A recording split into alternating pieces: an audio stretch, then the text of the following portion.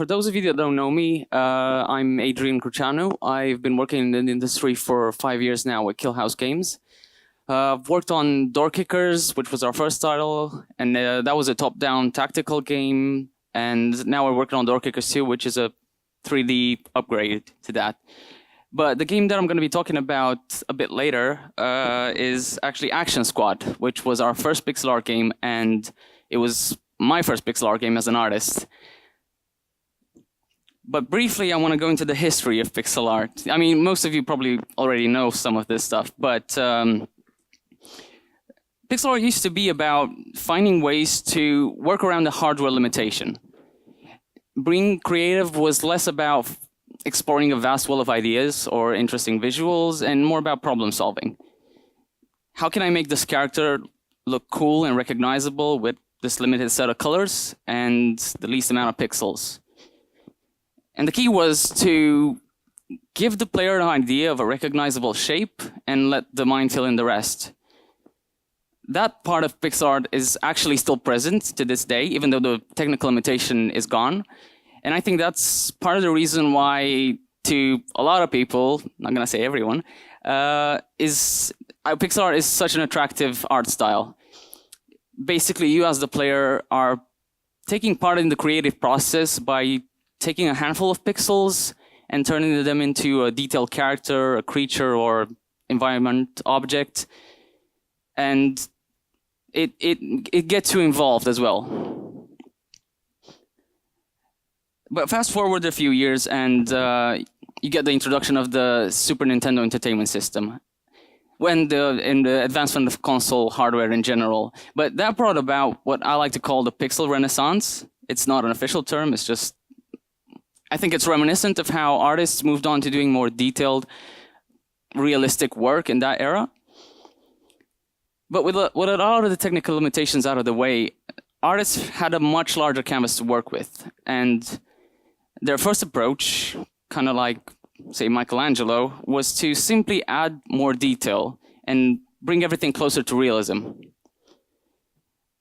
In time, that would prove sort of a flawed path, as it, in fact, played against the strengths of pixel art.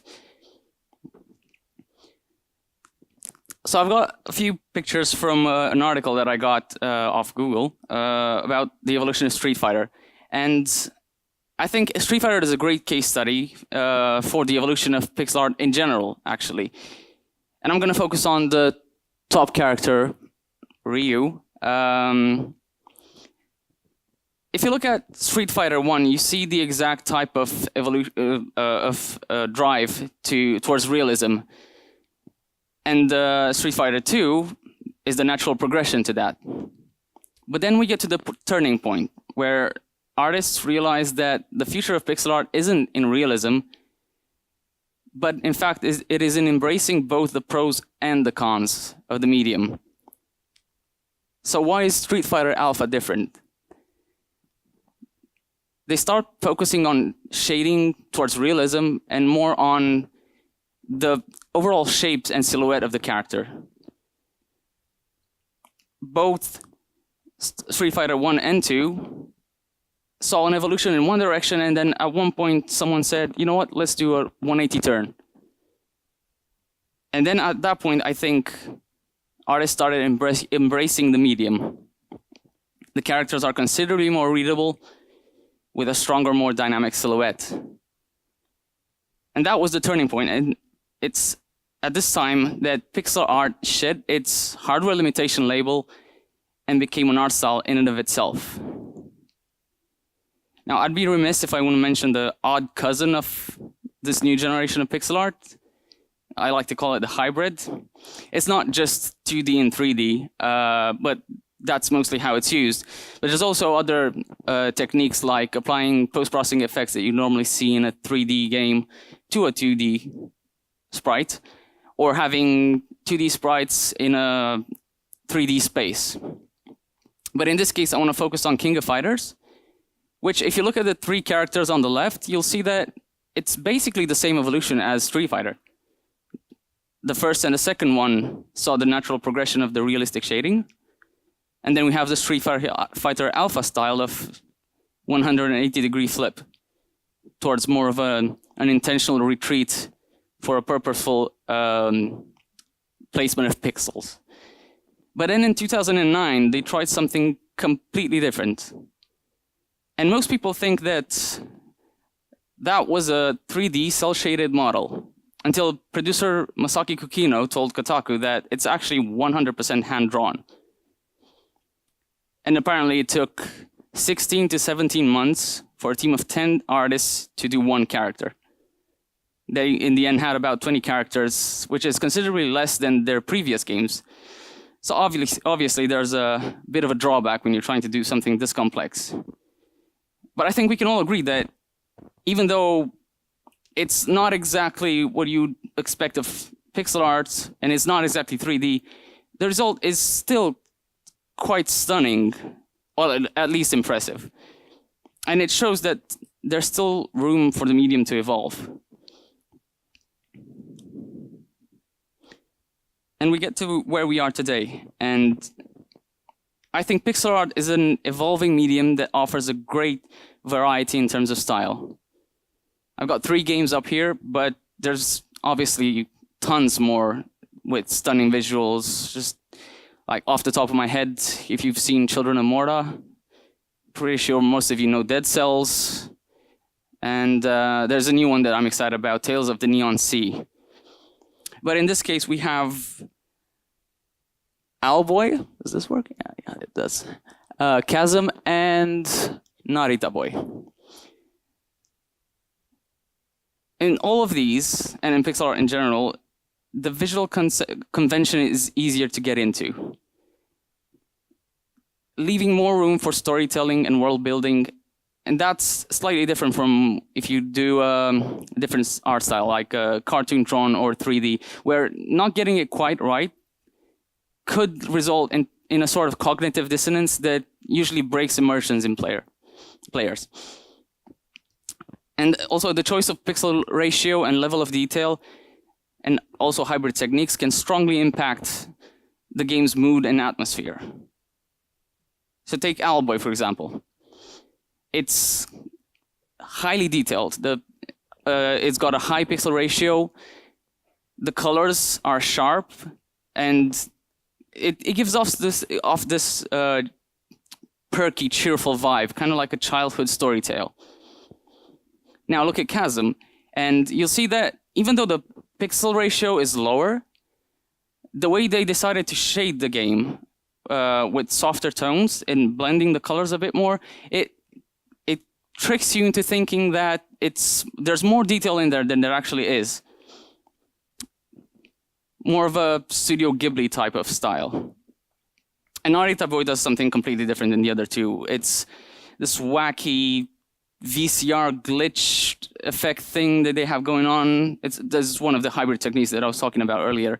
And they also use pixel ratio in an interesting way. They have it quite high, but they separate different foreground and midground elements by having the foreground elements really roughly detailed, or even using blockier chunks of pixels to shift the user's focus to different areas. If you haven't seen it, I recommend watching the trailer. I don't think the game's out. It's still on Kickstarter or anything. But I should probably talk about the game I actually worked on, which was Action Squad, which is a side-scroller shoot-'em-up, which we co-developed with our friend from Pixel Shard. And we approached pixel art with a semi-retro style in mind. The low pixel ratio was chosen to give off a sort of NES vibe, but we didn't want to constrain ourselves in terms of colors and animation as well. And since most of our expertise as a studio relies in sort of realistic games, and Action Squad being a Door Kicker spin-off, we kind of had a bit of challenge trying to just slightly dip our toes into the realistic pool, but kind of still adhere to the strengths of the medium. But in the end, we wanted our characters to be believable, yet sort of cartoony. And we used shading to suggest or just slightly emphasize the silhouette of the characters. And we wanted the animations to also give off a strong feeling of what the characters are like. Some are more punchy, others are more fluid. And the machete guy is a great example for that.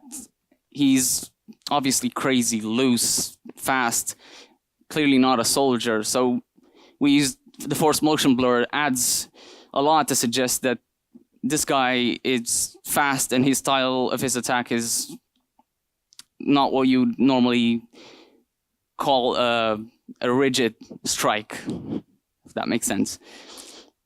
And the same treatment we applied to the particles with an emphasis on fluidity. We wanted smoke and blood to dissipate more organically, even though it doesn't always necessarily make sense in a laws of physics type of deal. But, you know, it gets the results we wanted.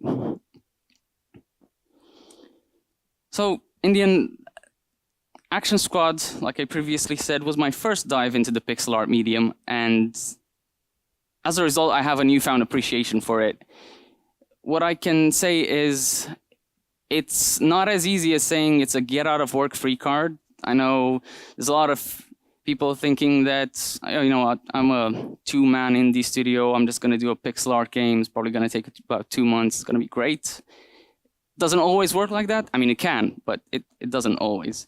Depending on your chosen pixel ratio and art style combination, it can even mean you'd have a harder time than you would have if you had gone the 3D route. And it's also not a crutch for game design. Sure, you will get the nostalgia factor in some users, but it will never carry your entire game.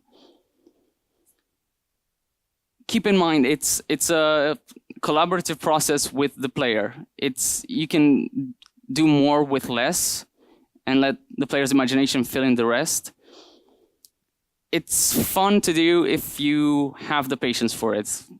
There's got to be an asterisk there. It's clearly not for everyone. But, you know, give it a go and give it a chance. Now, I wanted to... That's not going to play. Yeah, there we go.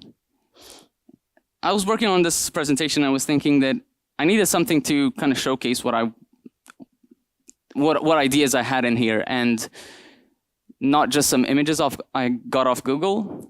So I was playing God of War at the time, and somehow I came up with the idea to do a fight scene with Kratos and a troll in the same pixel ratio as Action Squad. This is kind of what came out. And I want to just draw attention to some areas of this, like the force motion blur, which I don't know if there's any animators in the room, is always fun to do in traditional animation. So you have that, and you have the squashing and stretching, and also easy eases. And you'll notice that the force motion blur, I only apply to specific areas at some points, not the whole character. Like I'll sometimes only do the limbs because I want to show how fast he is. Or in some cases, like when the troll jumps down and then hits the ground with the totem, you'll see that the motion blur is only applied to the totem. Because I want to draw attention to the strength of his attack, not the character itself. Same thing goes for Kratos' attacks. Also for particle effects. You want to have a wind-up animation to the attack. Obviously, it works better, and you have more freedom to work with frames in an animation and not in a game. If it's a player character, you don't want to have the wind-up too long. But in this case, just because it's a video, I could have Kratos' attack to wind up 5-6 frames beforehand and have the particles spawn in and then just sort of draw into the weapon. So when he releases it, you can feel the energy of the attack. Also, when the troll falls down, you'll notice the sort of a ripple effect that kind of goes through his body. And that's just a trick about duplicating a few frames and just moving some things slightly behind, lagging behind his body. And yeah, pretty much all of this stuff is really fun to do and really good to add to your pixel art animation or even traditional animation in that sense. It adds fluidity to your animations, to your characters, and just makes them slightly more interesting. I think wow, that was fast. So we have quite a few more time, a bit more time for questions. If I can leave the video rolling till then. Thank you.